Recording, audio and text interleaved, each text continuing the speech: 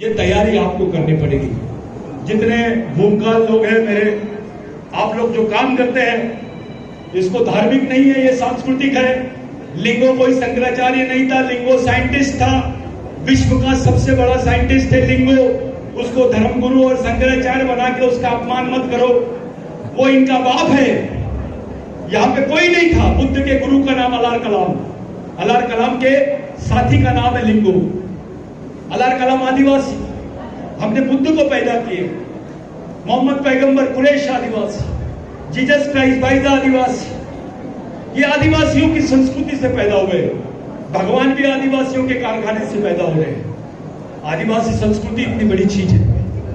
आप सोचो, जिसको सुअर बोलते हैं आप, जिसको गोंडी में पत्ती बोलते हैं, उस जानवर से सभी लोग अछूत मानते हैं उसको।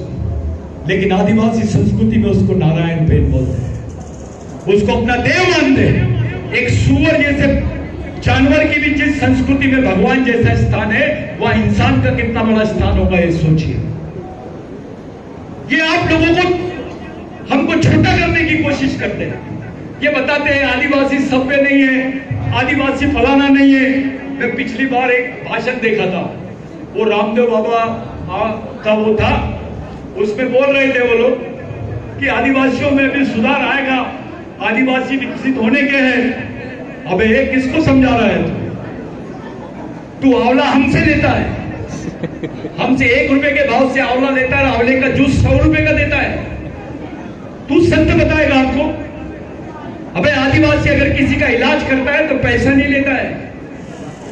ये आदिवासियों में है, हमारे में ये हुनर है, हमारे खून में है। ये हमको समझा नहीं सकते। हमारे ईमान के आगे भगवान भी फेल है। जमीन के भगवान का नाम है आदिवासी, याद रखो। मैं क्या बोल रहा हूं? जमीन पे जिसका नाम भगवान है वो आदिवासी है। आदिवासी से ज्यादा ईमानदार आदमी कोई नहीं है। ये बात आपके दिमाग में आना चाहिए। मैं नहीं बोल रहा हूं, ये एंथ्रोपोलॉजिकल सर्वे बोलता है, मानव शास्त्र बोल रहा है कि भगवान पैदा होने के पहले आदिवासी पैदा हुआ था। ये बात को आप लोग भूलो मत। आप बड़ा भगवान के भी बड़े वंशज हैं। आपसे भगवान पैदा हुए, भगवान से आप पैदा नहीं हुए। ये जो गलत थ्योरी ला के बताते हैं हमको, जो बाहरी लोग हैं, जो इस देश पे कब्जा करना चाहते हैं। अभी तो भोलेनाथ को भी नहीं छोड़े। दादा को त्रिशूल देखे आप, भोलेनाथ के क्या हालत बना दिए। जब भोलेनाथ आदिवासी समाज में था तो उसको महादेव बोलते थे। जब ब्राह्मणों के हाथ में लग गया तो ब्रह्मा विष्णु महेश तीसरे नंबर का बना दिया उसको। जो पहले नंबर का प्लेयर था उसको तीसरे नंबर का बना दिया। ये हालत है। भगवान नहीं बचा। महादेव को जब आदिवासी संस्कृति से बाहर निकाले तो तीसरे नंबर के भगवान बने। तो जो आदमी संस्कृति से बाहर जाएगा, समाज से बाहर जाएगा, उसका कोई सम्मान होने वाला नहीं है। आप लोगों से विनती है कि आप लोग इस मिशन को चलाएंगे कि नहीं, कि हर घर से 1 रुपया रोज मिलना चाहिए मिशन को, समाज को। करेंगे कि नहीं? आपको ये बात पट रही है? किसी नेता के लिए नहीं, किसी पार्टी के लिए नहीं, केवल समाज के लिए, सामाजिक मिशन के लिए। यही चलाना पड़ेगा आपको, इसके अलावा आपके पास कोई पर्याय नहीं है। जो लड़कियां, जो विद्यार्थी तैयार होना चाहते हैं, अभी यहाँ पर तो तुम्हारे पास जगह आ गई है। जिसको नागपुर आना है आप आ सकते हैं। हम लोगों ने वहां सेंटर, बॉम्बे में सेंटर खोले हैं। अभी कम से कम 100 लड़के पढ़ाई करते हैं। 100 लड़के सामाजिक ट्रेनिंग लेते हैं। 15 दिन में एक बैच निकलती है। पूरे देश के बच्चियां और बच्चे आते हैं। आप लोगों से विनती है कि आप भी यहाँ पर वो मिशन शुरू करें। जो सहयोग लगेगा, यहाँ जादव दादा है, हमारे जो वरिष्ठ लोग हैं, पूरे लोग यहाँ पर मौजूद हैं। आज मेरे को बहुत अच्छा लग रहा है। हमारे बीच में हमारे सेनानी दादा नहीं है, नहीं तो उनका एक अलग मकाम था। दुर्गा महोत्सव का एक अलग मकाम था। वो लोग भी यही मिशनरी काम कर रहे थे। ये क्लास 1 ऑफिसर है, सचिव रैंक के लोग हैं। इनको कितनी प्रताड़ना होती है, फिर भी समाज के लिए काम करते हैं। आप लोग इनका जोरदार तालियों से स्वागत करें। और जो अधिकारी है मैं उनको सैल्यूट करता हूँ। वो समाज के गॉड है। बिरसा मुंडा ने बोला था कि जो समाज के लिए जीता है, समाज के लिए लड़ता है और समाज के लिए मरता है, वो समाज का गॉड है। G for guardian, O for owner और डी फॉर ड्राइवर। गार्जियन यानी पालक, ओनर यानी मालक।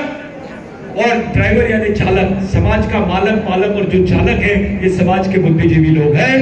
मैं आप तमाम लोगों से विनती करता हूं कि मिशन को चलाने की आप लोग कसम खाए, सामाजिक मिशन को चलाने की कसम खाए। अगर अपने बाल बच्चों को जिंदा रखना चाहते हो तो, नहीं तो आगे तुम्हारा कोई भविष्य नहीं है, कोई भविष्य नहीं।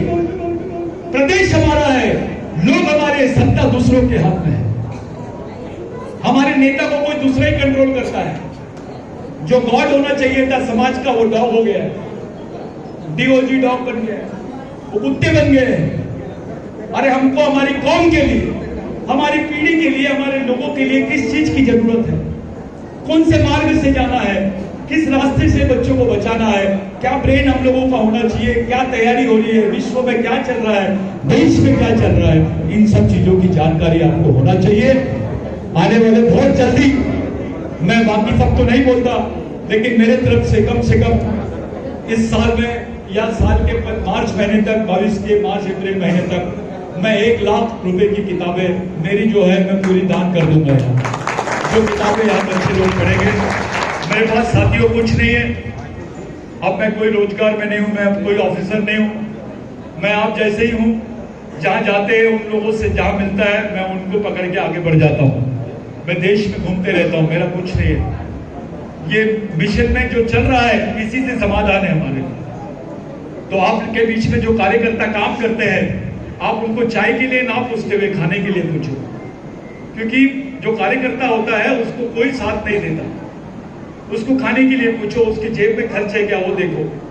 अभी ऐसी परिस्थिति में अपने कार्यकर्ता लोग काम कर रहे हैं कि उनको खाने को भी नहीं मिलता बेचारों, उनके जेब में 2 रुपए नहीं रहते, पेट्रोल के लिए पैसे नहीं रहते।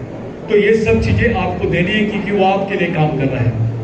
मैं ज्यादा नहीं बोलता, मैं सबसे ज्यादा इन लोगों को धन्यवाद देना चाहता हूं जिन लोगों ने अपनी मेहनत से आधा पैसा गवर्नमेंट का, आधा समाज का ऐसी तैयारी करके ये भवन बना के बताए। मैं उनको सैल्यूट करता हूं, उन लोगों का सम्मान करता हूं। मेरी नजर में वो बहुत बड़े नेता है, मेरे से बड़े नेता है। आप लोग जो अपने गांव से आए हैं, अपने घर बार से आए हैं, अपने बाल बच्चों को लेके आए हैं, आप लोग इस चीज के साक्षी हैं। आप साक्षी रह गए, ये ऐतिहासिक घटना है। यहां से देश का मिशन चलेगा। मैं भाषण नहीं कर रहा हूं, मैं कसम खाता हूं कि सही में यहां से पूरे देश का मिशन चलेगा, क्योंकि यहां की टीम ने वो करके दिखाया। विश्वास है मेरे को कि ये कराएंगे, ये चला सकते हैं। आप लोगों को देखकर आत्मविश्वास बढ़ रहा है कि हमारा समाज कमजोर नहीं है, लड़ सकता है। मैं आप लोगों को भी सैल्यूट करता हूं। और कुछ बात मैंने गलत बोल दिया होगा या आपको मन में दुख गया होगा, मेरे को माफ कर देना, अपना समझ के माफ कर। मेरा उद्देश्य किसी को भड़काना नहीं है, मेरा उद्देश्य सच बात अपने समाज के सामने लाना है, सच बोलना है। जो हो रहा है उस चीज को आंख मूंद करके मत रहिए, उसको देखो, उसको समझो और आगे बढ़ने की कोशिश करो। यही मेरी आप लोगों से विनती है। जय बिरसा, जय गंगा।